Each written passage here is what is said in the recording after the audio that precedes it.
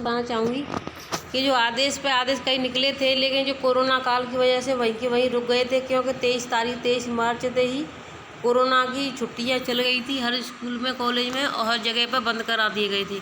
तो ये देखिए 26 मार्च को निकला हुआ है बाल विकास परियोजना से कार्यालय जिला कार्यक्रम अधिकारी लखनऊ, समस्त बाल विकास परियोजना अधिकारी प्रभारी लखनऊ, निदेशालय बाल विकास सेवा एवं पुरस्कार उत्तर प्रदेश लखनऊ में पत्रांक संख्या पड़ी है 25 मार्च 2021 छायाव्रत संलग्न के क्रम में निर्देश किया जाता है कि बाल विकास परियोजना में संचालित आंगनबाड़ी केंद्र, मिनी आंगनबाड़ी केंद्र और पोषण उत्सव हेतु निम्न सामग्री की आवश्यकता होगी, जो निम्न प्रकार है।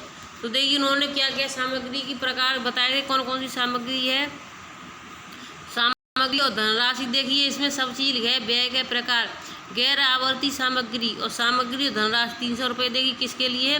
बॉल पेंटिंग, लाभार्थी बार, अनुमान्य पोषाहार का वितरण, टोपी, सीटी, वेज, फ्लैक्स, कूड़ादान, डंडी युक्त लोटा, साबुनदानी। तो इसके लिए देखिए 300 रुपये आए हैं।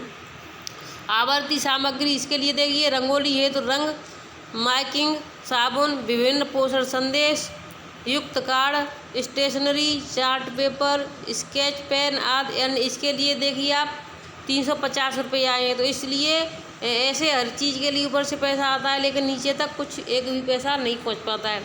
इस संबंध में पोषण उत्सव मनाए जाने हेतु 650 प्रति आंगनबाड़ी केंद्र की दर से धनराशि आवंटित की गई है।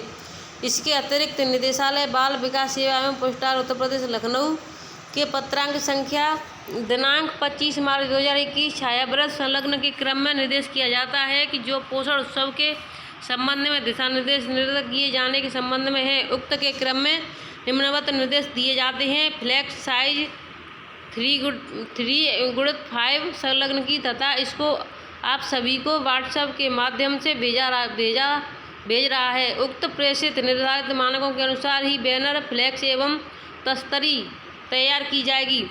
बाल विकास परियोजना अधिकारी प्रभारी द्वारा आंगनबाड़ी कार्यकर्तियों के कार्य किए जाने की रसीद प्रस्तुत करने पर पुष्ट संतुष्ट होने के उपरांत संबंधित धनराशि को आंगनबाड़ी कार्यकर्तियों के बैंक खाते में स्थानांतरित कर दिया जाना है।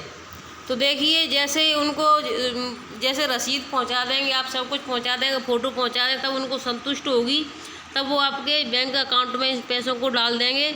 इससे पहले नहीं डालेंगे, बस इनके लिए निकाल के रख दिए गए हैं। तो देखिए और इसमें क्या है, नंबर 3 पॉइंट आप देखते जाना। पोषण उत्सव कार्यक्रम के स्पष्ट फोटोग्राफ भी लें। देखिए फोटोग्राफ स्पष्ट साफ होने चाहिए, फ़ोटो होनी चाहिए, ग्राफ लिए जाएं और अधिकतम 10 चयनित फोटोग्राफ इस पर ईमेल पर अनिवार्य रूप से प्रेषित किए जाएंगे। तो देखिए इस पर जो वेबसाइट दी है इन्होंने, ये ईमेल आईडी दी है, इस पर ये फ़ोटो चयनित करके इस पर डाले भी जाएंगे। और इसमें देखिए और भी है, अभी ये पूरा नहीं है। पोषण उत्सव का व्यापक प्रचार प्रसार करते हुए माननीय जन प्रतिनिधियों को सहभागिता भी सुनिश्चित की जाए। उक्त अनुसार आप सभी को निर्देशित किया जाता है कि उक्त कार्य हेतु रुपये 650 प्रति आंगनबाड़ी केंद्र हेतु आवंटित किया गया है, जिसके क्रम में आप सभी को निर्देश किया जाता है कि आंगनबाड़ी द्वारा उक्त विवरण के अनुसार सामग्री क्रय करते हुए 2 दिवस के अंदर बिल वाउचर प्रमाणित करते हुए 2 हस्ताक्षरी कार्यालय में प्रस्तुत करें, जिससे कि आंगनबाड़ी कार्यकर्तियों के बैंक खाते में धनराशि भेजी जा सके। तो देखिए ये कुछ नहीं हुआ, ये जो 26/3 में निकला था, लेकिन किसी उस समय छुट्टियां चल गई थी, तो अब पता नहीं इसका कुछ होगा या नहीं होगा। जैसे अगर कुछ होता है या कोई आदेश आता है इसको करने के लिए तो हम आपको ज़रूर बताएंगे। लेकिन तरी वाला हमने आपको दिखा दिया, वीडियो डाल दी है, उसको आप जा कर के कम्युनिटी पर भी देख सकती हैं। तो देखिए ये मैं आपको एक चीज़ नहीं दिखाने जा रही हूँ, इसको आप बहुत ज़्यादा ज़रूरी है सभी बहनों के लिए। देखिए राशन वितरण पर्चा और राशन वितरण पर्ची दोनों में देखिए अब इसमें क्या अंतर है। लाभार्थी का नाम, पिता पति का नाम, आंगनबाड़ी के रजिस्टर की क्रम संख्या, जिस भी रजिस्टर में आप गेहूँ चावल चढ़ा रही हैं उस रजिस्टर की क्रम संख्या आप पेज नंबर अंकित कर लें उसकी। देह गेहूँ की मात्रा किलोग्राम में कितने हैं, देह चावल की मात्रा किलोग्राम में कितनी, आंगनबाड़ी कार्यकर्ता के हस्ताक्षर, आंगनबाड़ी केंद्र का नाम। तो इस तरीके से आपको ये पर्ची भर करके जमा करनी होगी। ये उसी तरीके से इस पर सब में यही है। तो ये मतलब एक आई है तो हर महीने के हिसाब से ये पर्ची आई है कौन से महीने में किसको क्या मिला है किस आंगनबाड़ी को। तो ये भी आपको हो सकता है मैं इसको उस पर डाल दूँगी, चाहे तो आप इस पर से कन्वर्टी पत्र निकाल करके आप अपना स्क्रीनशॉट ले लें, चाहे तो स्क्रीनशॉट ले सकती हैं और इसको आप निकलवा भी सकती हैं जिससे फ़ोन से। तो अभी देखिए अगली खबर है मेरे पास। खबरें बहुत ज़्यादा लगी हुई हैं लेकिन आप सभी मैंने पूरा वीडियो नहीं देखती हैं। शाम को मैंने जो वीडियो बनाया था उसमें सरकारी कई ऐसे अहम आदेश हैं जिनको अब अगर आप नहीं देख पाएंगी तो आपके लिए बहुत ही ज़्यादा ख़तरनाक चीज़ है, क्योंकि अगर आपको सरकारी चीज़ों के बारे में जानकारी होगी तभी तो आप कुछ कर पाएंगी, जागरूक हो पाएंगी। और एक दूसरे से पूछती रहेंगी, कोई कुछ नहीं बताता है। तो देखिए ये मैंने कल एक वीडियो डाली थी, कल शाम को डाली थी, उसमें आपने देखा है या नहीं देखा है। पोस्टर ट्रैकर ऐप को लागू करने के विरुद्ध आंगनबाड़ी कार्यकर्ताओं के पक्ष में आया फैसला। तो मैंने ये वीडियो डाली है, आप जा कर के वीडियो में देख सकती हैं। मैंने पूरी वीडियो इन्हीं की डाली है कि जो मध्य प्रदेश की बहन है उन्होंने अपनी कोर्ट में डाला था, फैसला आया है उनके कोर्ट का जो फैसला है वो आंगनबाड़ी बहनों के पक्ष में आया है। तो देखिए इस तरीके से मैं इसको नहीं पूरा पढ़ के सुनाऊँ, क्योंकि आपके लिए और मेरे लिए दोनों के लिए टाइम की बर्बादी ही है। अब देखिए सरकारी आदेश कई लगे हुए हैं। 18/6/2021 यानी कि 3 दिन पहले का है। कार्यालय बाल विकास परियोजना अधिकारी तेजवापुर बहराइच। तेजवापुर का मतलब ब्लॉक है वहाँ का और बहराइच जिला है। श्रीमती सरिता मिश्र आंगनबाड़ी कार्यकर्ती आंगनबाड़ी केंद्र रामगढ़ी पट्टी विकासखंड तेजवापुर जनपद बहराइच। तो देखिए उनके जो गांव है रामगढ़ी पट्टी उनके केंद्र में उस गांव की आंगनबाड़ी है। कार्यालय जिला कार्यक्रम अधिकारी बहराइच के पत्र संख्या इसमें सभी पड़ी हुई है के अंतर्गत श्री अताउल्ला प्रधान प्रतिनिधि एवं अन्य निवासी ग्राम रामगढ़ी पट्टी विकास खंड तेजवापुर बहराइच के शिकायती प्रार्थना पत्र दिनांक 2/6/2021 के द्वारा श्रीमती सरिता मिश्रा आंगनबाड़ी कार्यकर्ती आंगनबाड़ी केंद्र रामगढ़ी पट्टी के विरुद्ध आंगनबाड़ी केंद्र पर अनियमितता किए जाने के विषय में शिकायत की गई, जिसके क्रम में जिला कार्यक्रम अधिकारी कार्यालय बहराइच के पत्र संख्या 317 दिनांक 4 जून 2021 के द्वारा जांच कमेटी गठित कराई गई। गठित समिति के नामित अधिकारी श्री सुरेश कुमार बाल विकास परियोजना अधिकारी फखरपुर एवं श्रीमती सीमा इसराइल बाल विकास परियोजना अधिकारी महसी बहराइच द्वारा दिनांक 10/6/2021 को शिकायत की जांच करते हुए कार्यालय की संख्या सब पड़ी है 11/6/2021 के द्वारा जांच आख्या उपलब्ध कराई गई, जिसमें आपकी पूर्णतः दोषी पाया गया है। जांच समिति द्वारा आख्या में स्थलीय जांच में समय उपस्थित निम्नलिखित शिकायतकर्ता के अपने बयान दर्ज कराए हैं, जिसमें शिकायतकर्ता श्री रविंद्र प्रकाश पुत्र श्री हरिगोविंद अपने बयान में स्पष्ट किया है कि उन्हें पूरे वर्ष 2020-21 में 3 बार राशन प्राप्त हुआ है, किंतु 2 बच्चों के सापेक्ष 1 बच्चे का ही राशन प्राप्त मिला है। शिकायतकर्ता श्री अमृतलाल पुत्र श्री ब्रजा द्वारा अपने बयान में स्पष्ट किया गया है कि उन्हें मात्र नवंबर में गेहूं चावल दिया गया है। शिकायतकर्ता श्री सुरेश पुत्र श्री गया प्रसाद ने अपने बयान में स्पष्ट किया है कि उन्हें 3 पंजीकृत लाभार्थियों के सापेक्ष में 1 लाभार्थी को 1 बार राशन मिला है। शिकायतकर्ता श्री संतोष कुमार पुत्र महादेव ने अवगत कराया कि उनकी पत्नी रूपा गर्भवती 5 माह ने दिनांक 2/6/2021 को टीकाकरण में टीका लगवाया। तो इसी महीने लगाया 2/6 को, किंतु केंद्र में पंजीकृत अभी तक नहीं किया गया। श्री अतउल्ला ग्राम प्रधान ने पिता श्री मुनीर अहमद द्वारा अपने बयान में उल्लेख किया है कि नियमानुसार राशन वितरण किया जाए, न कि पक्षपात पूर्वक। इसके साथ ही वितरण एवं स्टॉक की सूचना कार्यकर्ती के द्वारा ग्राम प्रधान एवं निगरानी समिति के सदस्यों को नहीं दी गई। तो देखिए नहीं दी गई, इसलिए उन्होंने उनकी शिकायत की और जो 2 महीने का है वो 1 महीने का मिला। इसमें कौन सही कौन गलत है हमें तो नहीं जानकारी, लेकिन जो भी होगा वो अपने हिसाब से सभी जो जांचकर्ता हैं और शिकायतकर्ता हैं जो भी हैं और जो आंगनबाड़ी बहन है वो अपने अपने हिसाब से देखें किसको किस तरीके से देना है और जांचकर्ता स्पष्ट करें, मतलब किसी का भी पक्ष ना लें कि जो जैसा आया है उसका उसी तरह प्रकार से देना चाहिए, ना कि एक को। कार्यालय बाल विकास परियोजना अधिकारी तेजवापुर बहराइच ये भी उसी का है। तो देखिए इसमें क्या लिखा है, मैं इसको भी बताने जा रही हूँ आपको। ग्राम रामगढ़ी पट्टी की तेजापुर बैराज के शिकायती का पता 26 को द्वारा आपके विरुद्ध कार्य आंगनबाड़ी केंद्र पर अनियमितता किए जाने के विरुद्ध शिकायत की गई। तत्क्रम में शिकायत की जांच हेतु कार्रवाई प्रस्तावित है। अतः उपरोक्त के दृष्टिगत कार्रवाई पूर्ण होने तक आपको आंगनबाड़ी केंद्रों के कार्यों से पृथक किया जाता है। साथ ही निर्देश किया जाता है कि शिकायत की जांच में आवश्यक सहयोग प्रदान करना सुनिश्चित करें। तो देखिए, जो उन्होंने शिकायत की थी तो उसकी जांच बिठाई गई है, तो इसमें उन्होंने सहयोग करना पड़ेगा, चाहे किसी भी चीज़ का हो। तो देखिए, ये नई खबर है आपके लिए, सभी बहनों के लिए बहुत ही अच्छी चीज़ है, नई शिक्षा नीति को लेकर के है। तो अब सभी बहनें वीडियो पूरा देखें और भी बहनों तक शेयर करें। मैं आप सभी बहनों से कहना चाहती हूँ, मेरे जो चैनल अभी जो मैं आपको जिस पर रोज़ाना न्यूज़ डालती हूँ उस पर आज शाम से खबरें नहीं आएंगी, क्योंकि उस चैनल को बंद कर दिया जाएगा। बार बार मैसेज आ रहे, हो सकता है यह भी खबर में डाल पाऊँगी या नहीं डाल पाऊँगी, पता नहीं। तो आप सभी बहनें उस चैनल को सब्सक्राइब कर लें, और उस पर मैं डालती रहूँगी। अगर वो बंद हो जाता है तो चलता है तो उसी पर, नहीं अगर वो बंद होने का चांस ज़्यादा लग रहे हैं मुझे, क्योंकि इस पर बार बार सुबह से कई मैसेज आ चुके हैं कि आपके चैनल को बंद किया जा रहा है, कोई उसमें प्रॉब्लम है, उसके बाद फिर कितने दिन बाद चालू होगा मुझे नहीं पता है। तो आप सभी बहनें उस चैनल को सब्सक्राइब कर लें और उस पर ही खबरें हम डाला करेंगे जब तक वो चालू नहीं होगा। प्रसिद्ध ये स्कूलों में प्री नर्सरी की पढ़ाई कावेंट स्कूल की तर्ज पर 3 साल की उम्र में हो सकेगा दाखिला। तो देखिए, नई शिक्षा नीति को लेकर ये गोरखपुर की खबर आ रही है आपके लिए, सभी बहनों के लिए जानकारी है। प्रसिद्ध विद्यालय में भी अब प्राइवेट स्कूलों की तर्ज पर प्री नर्सरी की दाखिला हो सकेगा। जो प्राइमरी स्कूल हैं उसमें भी होगा। अब 3 साल की उम्र में दाखिला होने से 6 साल की उम्र तक आते आते बच्चे ज़्यादा बेहतर पढ़कर बुनियाद मजबूत कर सकेंगे। नई शिक्षा नीति के तहत 5-3-3-4 की शिक्षा प्रणाली पर विभाग में विचार चल रहा है।